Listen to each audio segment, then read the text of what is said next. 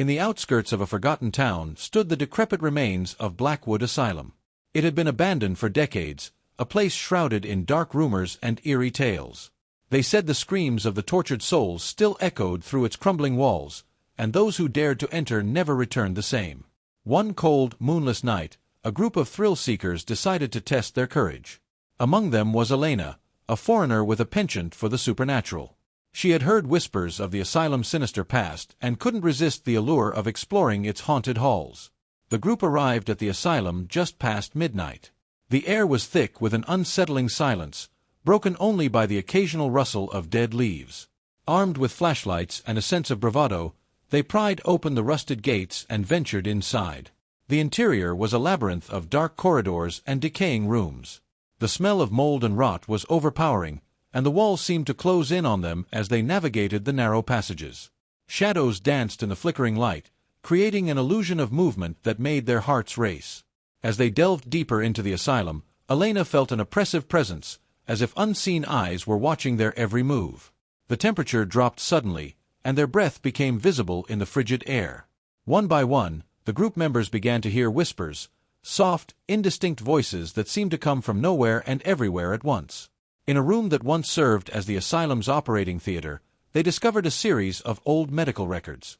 Flipping through the yellowed pages, Elena's heart sank as she read about the horrific experiments conducted on the patients. The asylum's head doctor, a man named Dr. Marcus Blackwood, was known for his cruel and sadistic methods. Many patients had perished under his care, their souls forever trapped within the asylum's cursed walls.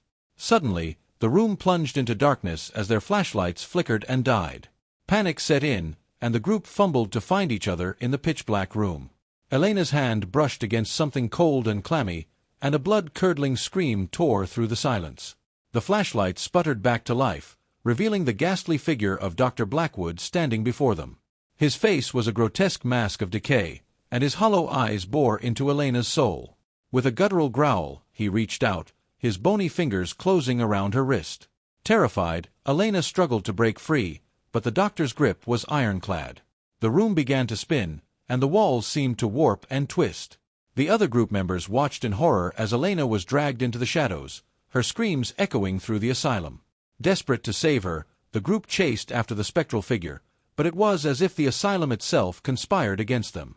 Doors slammed shut, trapping them in a maze of endless corridors. The whispers grew louder, more insistent, driving them to the brink of madness.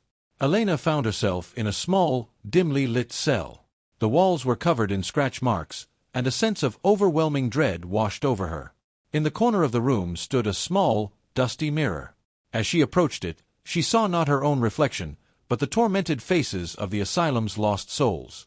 A voice, cold and hollow, whispered in her ear, "You cannot escape. You belong to Blackwood now." With a surge of adrenaline, Elena smashed the mirror, shattering the illusions that held her captive.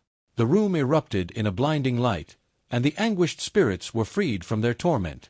But as the light faded, so did Elena's consciousness. She awoke outside the asylum, her friends huddled around her. They had managed to escape the clutches of Dr. Blackwood, but the experience had left them scarred. The asylum stood silent once more, its malevolent presence a distant memory. Elena knew they had been lucky to survive, but the haunting memories of Blackwood Asylum would stay with her forever. As they drove away, she glanced back at the looming structure, a shiver running down her spine. She could still hear the faint whispers, a chilling reminder that some places are better left undisturbed.